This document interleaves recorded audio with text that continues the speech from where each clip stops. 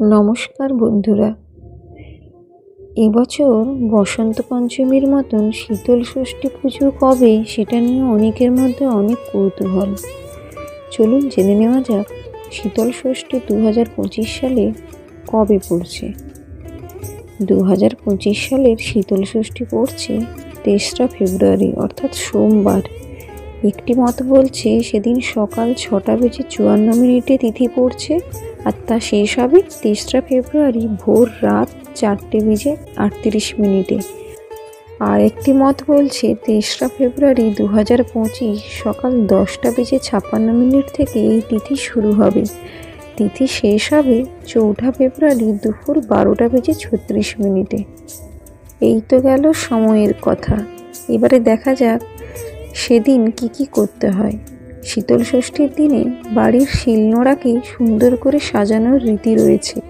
এদিন নতুন গামছা দিয়ে শিলকে সাজানো হয়, সঙ্গে সিঁদুর হলুদের ফোঁটা দেওয়া হয়ে থাকে কোনো বাড়ির শিলকে। এছাড়াও তাকে বাঁশ পাতা দিয়ে সাজানোরও রীতি দেখা যায় বাংলার বহু ঘরে। এছাড়াও শিল সাজানো হয় জোড়া কলা এবং সজনে ফুল দিয়ে। এই শীতল ষষ্ঠীর পুজোর দিনকে ষষ্ঠী দেবীর পুজোর দিন বলে মনে করা হয়। এদিন কনিষ্ঠ সন্তানকে কোলে নিয়ে শীতল ষষ্ঠী ব্রতপাঠের নিয়ম রয়েছে।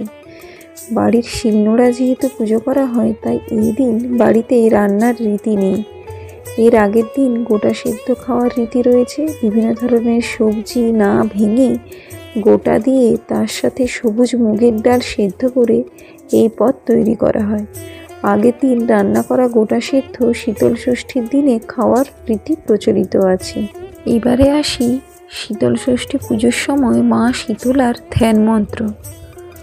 ওম নমামি শীতলং দেবীং রাশভস্ত্যাং দিগম্বরীং মার্জন্যপূর্ণকুম্ভামৃতময় জলং তাপশান্তৈ ক্ষেপন্তীং দিগবস্ত্রাং মুদ্নি শূর্পং কনকমণিগণৈর্ভূষিতাঙ্গীং ত্রিনেত্রং বিস্ফোটতুক্রতাপপ্রশমনকরীং শীতলং তং ভজামি।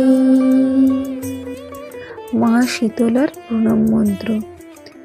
ওম ওম নমামি শীতলং দেবীং রাশভস্ত্যাং দিগম্বরীং মার্জনীকলশোপেতং শূর্পালঙ্কৃতমস্তকং শীতলিতং জগন্মাতঃ শীতলিতং জগৎপিতা শীতলিতং জগদ্ধাত্রী শীতলাই নমো নমঃ। শীতলা মায়ের পুজোর পরে পড়তে হয় শীতল ষষ্ঠীর ব্রত কথা। আসুন জেনে নিই শীতল ষষ্ঠীর ব্রত কথা। কোনো এক দেশে এক বুড়ো বামুন এবং তার স্ত্রী বাস করত। বামুনের স্ত্রীর নাম ছিল বিন্দি ঠাকুরুন। বিন্দি ঠাকুরুনের ঠাকুর দেবতার উপর খুব নিষ্ঠা ছিল। সে ছেলে বউ নাতি নাতনিদের নিয়ে খুবই আনন্দের সাথে দিন কাটাচ্ছিল। একদিন মাঘ মাসের শীতল ষষ্ঠীর দিন খুব ঠান্ডা পড়েছিল। তো সেদিন বিন্দি ঠাকুরুন শীতে কাতর হয়ে ব্রত করতে পারল না। সে বেশ করে লেপ চাপা দিয়ে বিছানায় শুয়ে রইল। বিন্দি ঠাকুরানীকে তার নাতি নাতনি বৌমারা সবাই ডেকে ডেকে ব্রতের কথা স্মরণ করাতে লাগলো। তিনি তাও বিছানা আর লেপ ছেড়ে উঠতে পারলেন না, বরং বললেন, আমি শীতে আর উঠতে পারছি না, যা করার তোমরা করো। আর বৌমাদের বললেন, আমার জন্য একটু গরম ভাত রান্না করো আর স্নান করার জন্য গরম জল করো। এই শীতে শীতল ষষ্ঠীর ব্রত কি করে করব? বউরা তাদের শাশুড়ির কথা মতন কাজ করলো। বিন্দি ঠাকুরুন গরম জলে স্নান করলো এবং গরম ভাত খেলো, অথচ এই দিন ঘরে উনুন জ্বালাতে নেই। তারই একটু পরে খবর এলো যে তার ঘর আগুনে ধরেছে এবং তার মেয়ে আর জামাই আগুনে পুড়ে মারা গেছে। মেয়ে জামাইয়ের শোকে বিন্দি ঠাকুরানী হাউ হাউ করে কাঁদতে লাগলো। রাত্রিরে সে কিছুতেই ঘুমোতে না পেরে জেগে বসে রইল। তারই মধ্যে শুনতে পেল কে যেন বলছে, তোর এত অহংকার হয়েছে, তাকে সেই অবজ্ঞা করার পাপেই আজকে তোর এই দুর্দশা। তাকে যেমন অবহেলা করেছিস তেমনই এখন তার ফল ভোগ কর। এই কথা শুনে বিন্দি ঠাকুরুন কাঁদতে কাঁদতে মা ষষ্ঠীর কাছে বারবার ক্ষমা চাইতে লাগলো। বলল, দোহাই মা ষষ্ঠী, এবার আমায় ক্ষমা করো মা, এমন কাজ আমি আর কখনো করব না। বিন্দি ঠাকুরুন মা ষষ্ঠীর কাছে অনেক কাকুতি মিনতি করতে মা ষষ্ঠীর দয়া হলো। মা ষষ্ঠী তখন বললেন, তুই এক্ষুনি মানত কর যে সামনের বছর মাঘ মাসের শুক্ল ষষ্ঠীর দিনে তোর মেয়ে জামাইয়ের কল্যাণের জন্য উপোস করবি আর আমার পুজো দিবি। জীবনে আর কখনো এমন দুর্বুদ্ধি করবি না।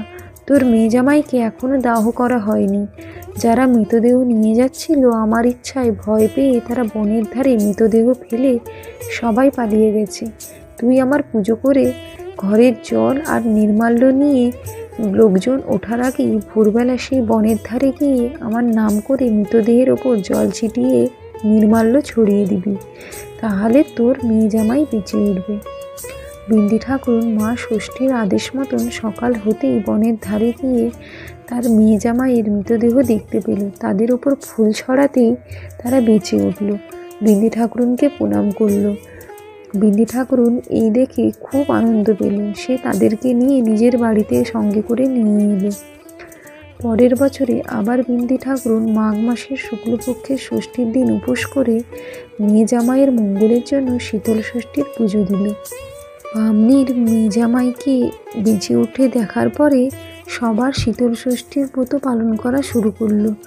শীতল ষষ্ঠীর ব্রত পালন করলে সংসারের মধ্যে থেকেও শোকতাপ পেতে হয় না। চলুন তাহলে আমরা সবাই মিলে শীতল ষষ্ঠীর